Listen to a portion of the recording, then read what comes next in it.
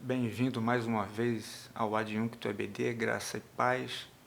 Hoje nós vamos dar continuidade ao vídeo anterior, onde nós ensejamos um tema importante que afeta a todos nós na condição de sociedade, inclusive a igreja, uma vez que a igreja está no mundo. Ela não é do mundo, mas ela está no mundo e tudo que acontece, todo fenômeno social afeta a igreja de alguma maneira. Ensejamos alguma coisa sobre a janela de Overton e hoje nós vamos dissecar um pouco este tema.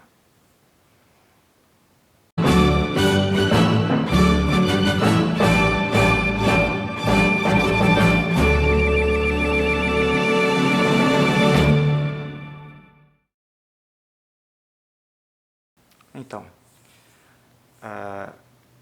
falamos alguma coisa a respeito no vídeo anterior sobre a janela de Overton, que ela foi idealizada por um americano chamado Joseph Overton, do estado de Michigan. Ele sempre trabalhou com relação à opinião pública, mas particularmente no que diz respeito à segurança pública, as questões sobre mitos e verdades da segurança em geral.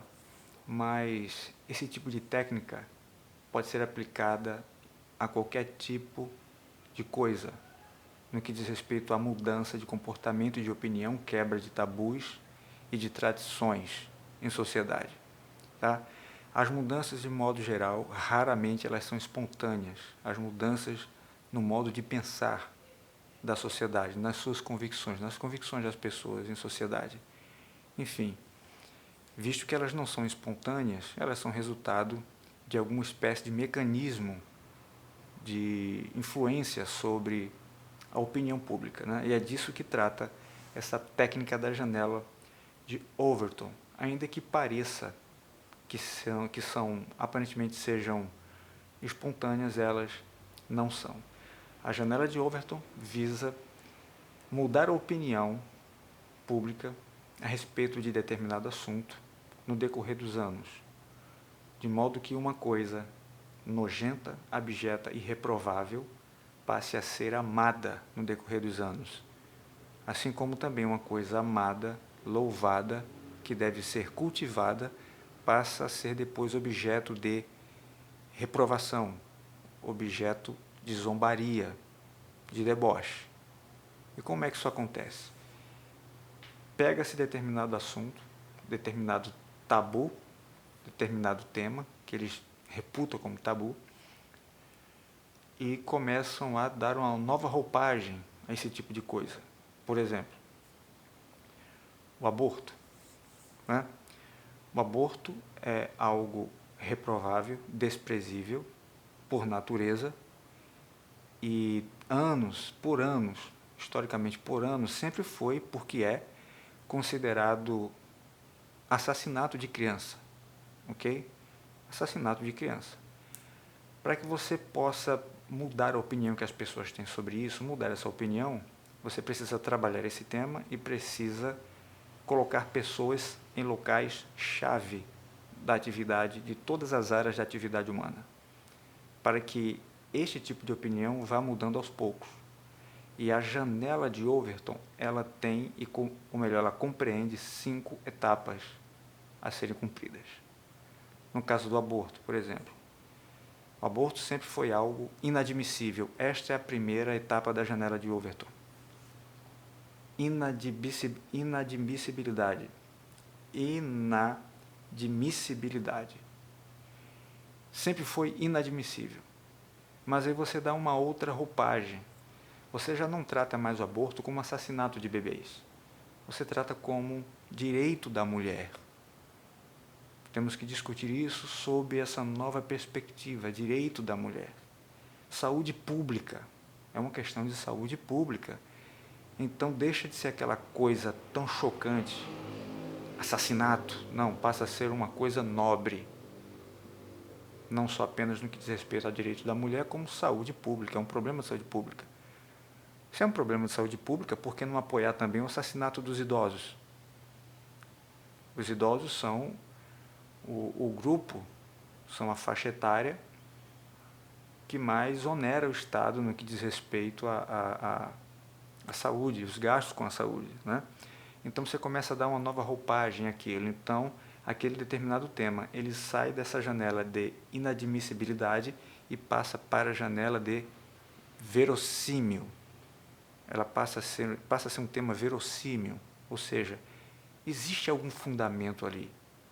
A pessoa já começa a achar e pensar que é algo, sim, a ser discutido, muito embora ela ainda não concorde, não defenda, mas já se vê algum fundamento. E com o passar do tempo, com os pseudo-especialistas falando, ou os próprios especialistas, as pessoas que foram colocadas em lugares-chave também falando, seja nos jornais, nas novelas, nos filmes, em programas de auditório, em entrevistas em geral, na educação, especialmente na educação, professores desde o ensino básico até o ensino superior, reforçando as ideias no decorrer dos anos, e não só reforçando, como também calando as vozes de quem se opõe, de quem é contra. Isso também precisa ser feito de forma concomitante, até que haja apenas uma única opinião circulante, de modo geral. Então, aquilo que era inadmissível passou a ser verossímil e agora a janela foi deslocada para a etapa da neutralidade.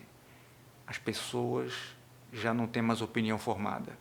Aquilo que era uma coisa abjeta, nojenta, inadmissível, agora as pessoas já não têm mais uma opinião. Eu preciso estudar mais sobre o assunto.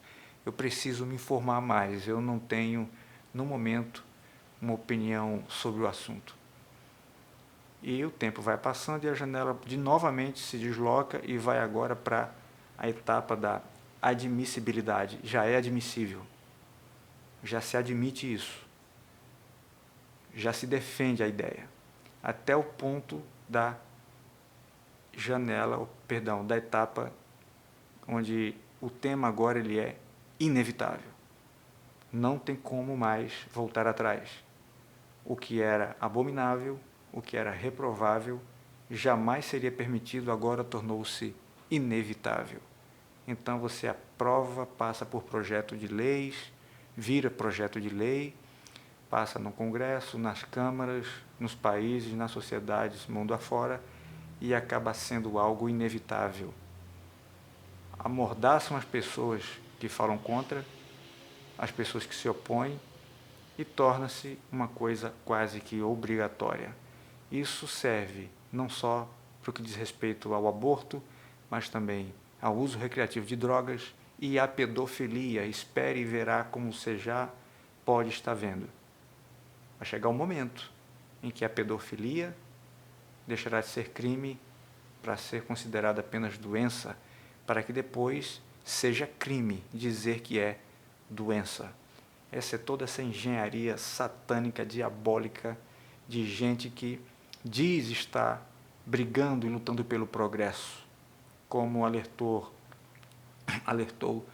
o apóstolo Paulo a Timóteo, que viria o tempo em que surgiriam pessoas dessa maneira, pessoas que têm aparência de piedade, mas negam a sua eficácia, pessoas que parecem boazinhas, defendendo aquilo que é nobre, aquilo que é bom, mas na verdade são pessoas comprometidas com a maldade, pessoas ruins, pessoas subversivas. Mas por que isso demora anos? Isso demora anos por uma razão, porque é necessário que haja uma mudança nas gerações. As gerações mais antigas já têm valores muito bem arraigados,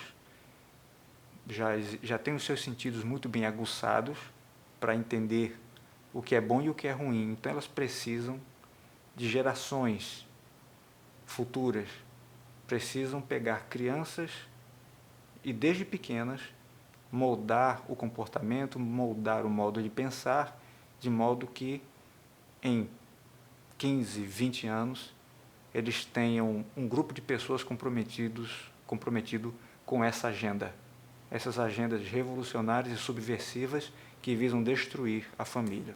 Isto é a janela de Overton.